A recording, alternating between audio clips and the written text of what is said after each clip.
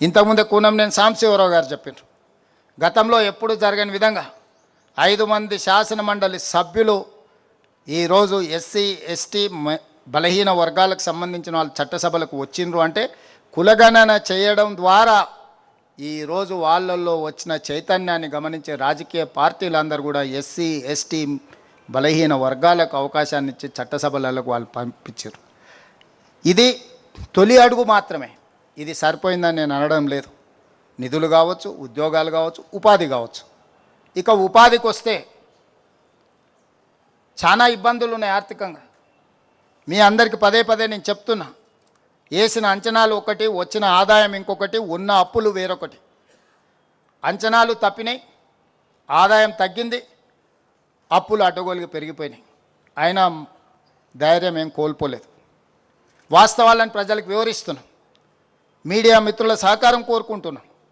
ఎన్ని రోజులు అబద్ధాల పునాదుల మీద ఈ ప్రభుత్వాన్ని నడుపుతాం? అప్పులు భారమై కుంగిపోతున్నప్పుడు, ప్రజలకు ఆర్థిక వెసులుబాటు కలగనప్పుడు ఇంకెంతకాలం అబద్ధాలు చెప్పాలి, చట్టసభలను మభ్యపెట్టాలని నేను అడుగుతున్నా. అందుకే వాస్తవాలను వివరించినాం, భవిష్యత్ కార్యాచరణ నిర్ణయించుకున్నాం, దుబారా తగ్గించినాం. గతంలో ఎట్లా నడిపినారు, గతంలో వచ్చిన ఏడికి పోయిందంటే అవన్నీ బడ్జెట్లో బట్టి విక్రమార్క గారు చెప్తారు. దుబారాను తగ్గిస్తున్నాము.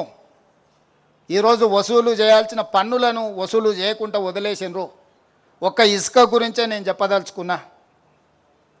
14 నెలలు పట్టించుకోలే ఇసుక గురించి. పాత ప్రభుత్వం చేసిన విధాలనే కొనసాగించినాం.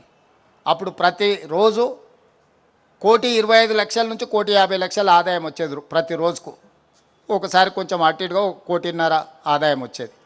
ఒక నెల రోజుల నుంచి నేను గమనించి ఈ ఇసుక మాఫియాకు ఎక్కడో ఒక దగ్గర వాత పెట్టాల్సింది అని ఆలోచన చేసి కొంచెం గట్టిగా అధికారుల మీద ఒత్తిడి తీసుకొస్తే ఈరోజు ఇసుక ఆదాయం ప్రతిరోజు 3 నుంచి 3.5 కోట్లకు పెరిగింది. 100% పైగా ఒక్క నెలలోనే ప్రతిరోజు ఆదాయం పెరిగింది. ఆనాడు 600 కోట్ల రూపాయల ఉన్న ఆదాయం ఈరోజు అంచనా వేస్తే 1,200 కోట్లకు పెరిగే పరిస్థితి వచ్చింది. 30 రోజుల్లో నేను సభలో లెక్క చెప్తా. జిఎస్టీ దేశంలోనే హయ్యెస్ట్ కలెక్షన్స్ తెలంగాణ రాష్ట్రానికి వచ్చింది. 17% సక్సెస్ రేషియో ఇంప్రూవ్ అయింది.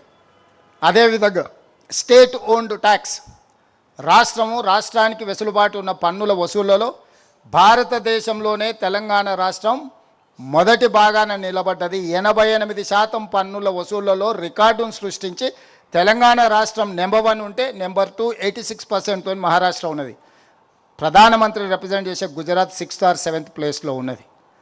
రాష్ట్రానికి రావాల్సిన ఆదాయ పన్ను వసూళ్లలో ఈ ప్రభుత్వం దేశంలోనే మొదటి స్థానంలో ఉంది.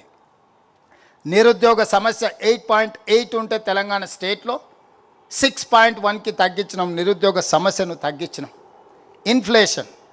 ఇన్ఫ్లేషన్ అంటే నిత్యావసర వస్తువుల ధరల నియంత్రణ.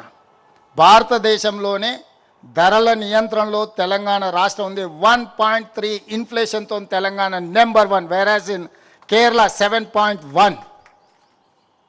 అంటే ఇతర రాష్ట్రాలన్నిటికంటే కూడా నిత్యావసర వస్తువులను నియంత్రించడంలో తెలంగాణ రాష్ట్రం దేశంలోనే ముందున్నది. గణాంకాలని socio economic survey report government of India ఇచ్చిన రిపోర్ట్ ఇది. మేము మా సొంత లెక్కలు కావి. కేంద్ర ప్రభుత్వం అధికారిక గణాంకాలను విడుదల చేసిన లెక్కలే నేను ఈ సందర్భంగా చెప్తున్నా.